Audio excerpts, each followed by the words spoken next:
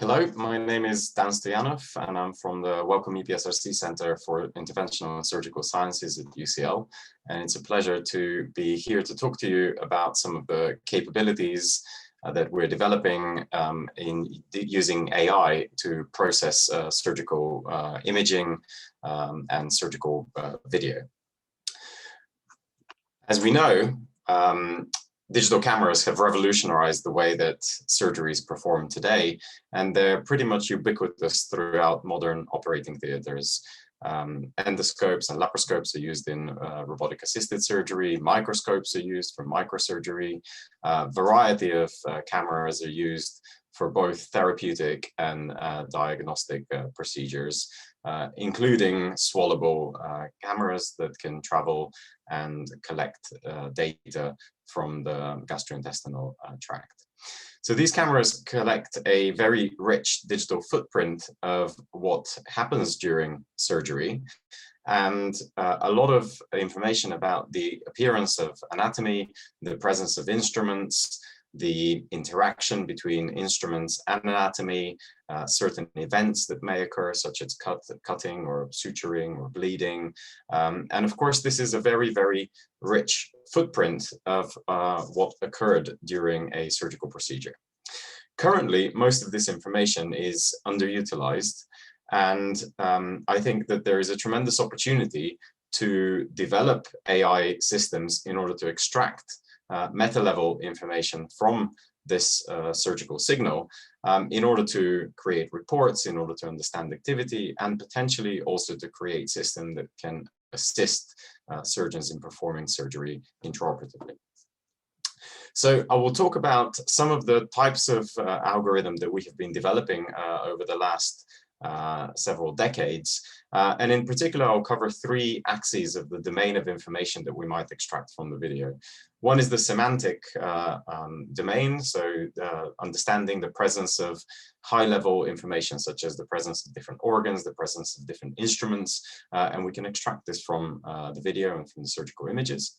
I'll talk about the spatial domain, which is understanding 3D geometry and the position of instruments with respect to organs, the shape of organs, and we can use this information for navigational systems. And I'll talk a little bit about the temporal domain and how we might be able to extract temporal information from the surgical video and understand activity.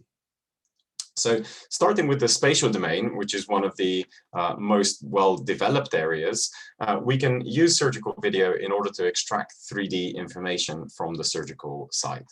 So here you see two examples of how this information may be presented, or how it may be extracted actually. So you see robotic assisted surgical video on the left, and here algorithms are essentially inferring depth information, so how far are instruments and tissue away from the camera. And also in the rainbow colored image, they're also inferring motion information, so how are structures moving in the 3D scene flow of the surgical site. In the image on the right, you are additionally extracting information about how the cameras move, and as the cameras pan around, you're able to build a large field of view map of the surgical site. So this type of technology is really useful when it comes to building navigation systems. So this is an example of how you may do overlay of preoperative patient anatomy models that have been segmented from MRI or from CT. And then when you do intraoperative 3D reconstruction and mapping of where the cameras are, you may be able to overlay this information onto the operative field of view and then maintain alignment as the camera moves around. You may also deform these types of models. So this is some really nice work done in INRIA, where the visual field of view and the information from the video is being used to extract the information about how organs move, and is used to update a finite element model of the liver. So this is in robotic assisted surgery in that anatomical region. And you can see how the liver deforms as it's being retracted or pulled by an instrument, and the AI system can adapt our overlay information. Now, in certain procedures, a a stereo camera is not used, then in this case, it's much more difficult to extract such three-dimensional information because you can't use stereopsis. And so there is a tremendous impetus to develop technology in monocular endoscopy systems. And this is just one example of what we're doing in this space in gastroenterology or in colonoscopy. We have a really exciting 4-year European project where we're trying to train AI systems on simulated environments, but then applying this trained model to real data and turning a monocular endoscope into a 3D mapping device. So you see an example of how this may function in real time on the bottom right. And here the exciting clinical use would be, can we really build a full 3D map of the entire colon and really understand whether all tissue surfaces have been examined for the purposes of diagnostic procedures. Also in the spatiotemporal domain, we might be able to extend the field of view of the surgeon. So this is some really nice work on mosaicing in fetal interventions, where the field of view of the scope is extremely narrow. And here we're essentially building a panorama of the placental wall so that the surgeon can know whether all vessels have been ablated. So we've been developing technology like this for a couple of years now, and I'm really hoping that we can translate this into clinical practice and seeing how it may be utilized clinically and what sort of workflow and user interaction issues we're going to face once this is actually deployed in the theater. So this is an example of how we can extract vessels from the fetoscopic video, and then we can create this vessel mosaic, which can then hopefully be used to assist the surgeon and to ensure that all vessels on the surface of the placenta are photocoagulated as is necessary to have a successful procedure. So this is just another example with the actual rendition of what the video looks like. So that's the type of technology that we have been developing for understanding space and 3D information from surgical video. We have also been working on semantic segmentation, so understanding the semantic domain. And what this really means is, if you take a surgical video or a surgical image, can we label what organs are present in the image, what instruments and which components of the instruments are present in the image? And this may be useful for a number of reasons. It could feed into navigation algorithms, but it may also actually provide a high-level report of what happened during the case. So this is an example of robotic-assisted surgery data from 2017. This was actually data that was released by Intuitive Surgical. And you can train an AI system to take the video on the left and output a map that delineates certain organs and certain instruments on the right. And systems like this are extremely capable nowadays. The one challenge is that there isn't sufficient surgical data to train them on, not yet anyway. So last year, we released a much larger data set. This is in cataract surgery. And here you can see an example of what this looks like. So this is much finer, much more detailed than previous data sets. This was released last year, but it's still fairly small. So it's still only about 5,000 images, whereas in main computer vision applications or in autonomous vehicles, for example, you'd be looking at millions of images for this type of data set. So there's a significant effort needed here to scale up the data in this space. But once you have enough data, you can train very capable AI systems to really give you nuanced information about what is present in the semantic domain of the image data. A lot of effort has gone into understanding the presence of instruments, and that's because it's implicitly linked to what instrument may be mounted onto the robot or what the instrument may actually be doing. Of course, with a robot, some of this information is actually already present through the robotic encoders, but using vision puts the context of this information within the surgical field of view, and also can be applicable to systems where you don't have reticulation kinematics or where that data stream is not available to you. So you can train AI systems as shown in this example, to detect where the instruments are, to detect where the instruments are articulating, and actually what activity the instruments might be performing. But again, this is reliant on data, and there's a limiting factor on how much data we have labeled in this space. So more recently, we've been looking at systems that we might be able to train by themselves because we have a robot. Because we can use it in constrained environments, we can generate both synthetic renditions of instruments and also actual video where we know how the instruments are moving from the robot encoders. And so we've been looking at how we might develop systems like this, and we've made some really, really nice success in this space over the last year or so. So these systems are becoming very, very robust and are beginning to remove the requirement of having lots of large labeled data sets. Of course, instead of just detecting instruments, you could actually detect any semantic label. And an area that's really, really hot for this type of semantic system is in gastroenterology and the detection of polyps.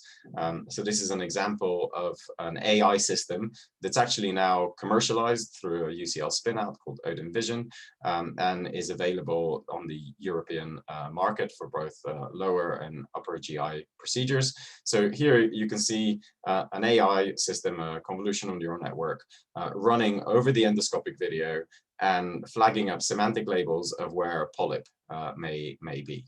So the system essentially performs a function very akin to what the endoscopist would be doing.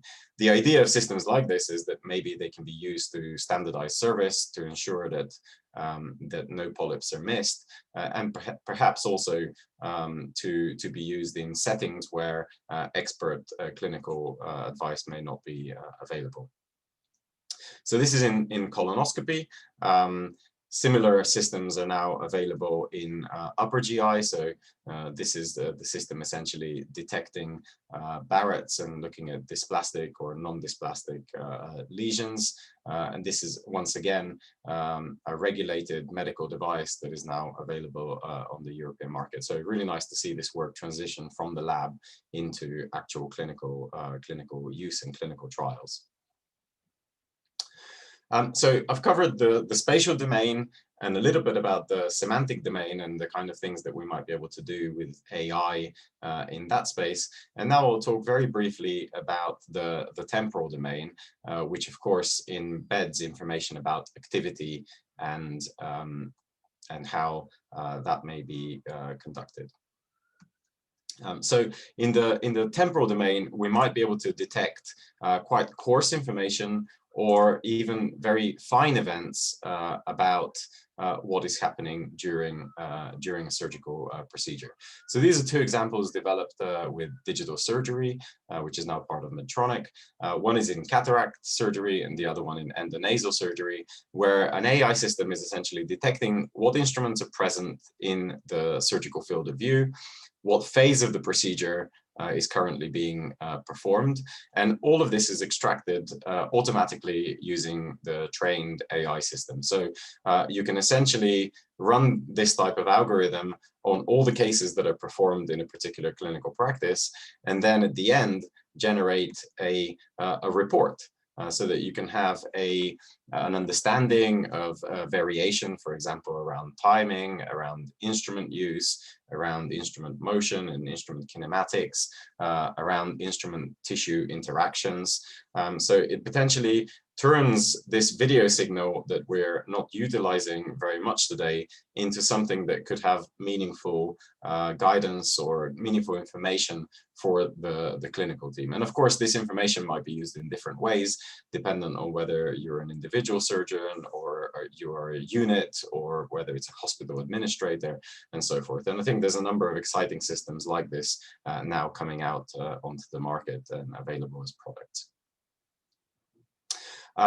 The type of event that you may detect, of course, can be arbitrary in its label as well. So you might detect procedural phases or certain actions, or you may detect whether, for example, the field of view is clear, or whether there's an occlusion, or whether there's a particular instrument action, such as ablation if you're using laser photocoagulation.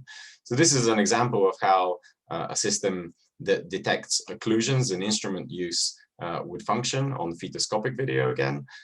So here we're running the video through an AI block, which is detecting whether there's an occlusion, in which case the energy instrument should not be applied, whether it's detecting whether a tool is being used and whether it's present, and it's detecting whether the field of view is clear, and therefore you may activate energy instrumentation. So I think the exciting thing with systems like this, and I'll just skip through the video just to show a little bit more of how it performs. And these images are really challenging because of the kind of the limited resolution of the scope, and also the amount of dynamics that occur during the procedure. But the exciting thing with systems like this is that they may enable us to build inherent safety mechanisms in certain energy instrumentation. So the AI system may act as some form of a safeguard to ensure that advertent events don't occur. So I think this is really a really exciting space for AI technology. In addition to inferring labels around what is present and whether instruments could be used, we could also try to infer extremely fine-grained understanding of certain activities. And so one example is, of course, in suturing, where we might break down the suturing task into fine-grained gestures called sergemes or dexemes. And the workflow for suturing with a robotic system may look something like this flow diagram. And the AI system may be able to detect each of these phases. So whether the needle is orientated correctly, whether it's going through the phantom, whether the suture is taut sufficiently, and so forth. And this is interesting, of course, because it could lead to supportive systems in training environments. So you could, for example, be training on phantom trainers and have an AI system that is able to guide or to advise on how those sergemes and dexemes are being performed. And so I'll just show an example of how we've developed some technology that takes the video kinematics and also the video signal and also the robot kinematics and segments and understands these fine-grained gestures in suturing on a phantom. So the AI system is able to predict the different loops during a suturing task and also the different phases of each loop, purely based on information that's just available from the robotic system. So I think systems like this are emerging now. Again, they need data, they need training, they need understanding for clinical context, but I think they're allowing very exciting new capabilities. So I've covered 3 areas of the visual domain that we can train AI systems to allow us to extract additional information from the video that could be utilized in a number of interesting ways. But I would point out that there's a number of other domain axes that are also very, very interesting to explore. So one of those is the spectral domain. Obviously, images contain information about the way that light and tissue interact. And by interrogating the spectral domain, we may get some functional information, for example, with multispectral systems on the oxygenation of tissue or the vascularization of tissue, which I think is really, really exciting. And we can use AI to do the inference for this information. And also, there's multiple vision-based systems that may not be inserted inside the patient. So there are cameras in the OR that may observe broader activity or team dynamics or team workflows, which also could allow AI systems to extract interesting information that could be used in ways to improve our understanding of practice and hopefully to improve practice. So I hope I've given you an interesting overview of what type of AI technologies we're developing for the surgical video and surgical imaging systems, and very much look forward to the day and to hearing all of the other speakers. Thank you very much.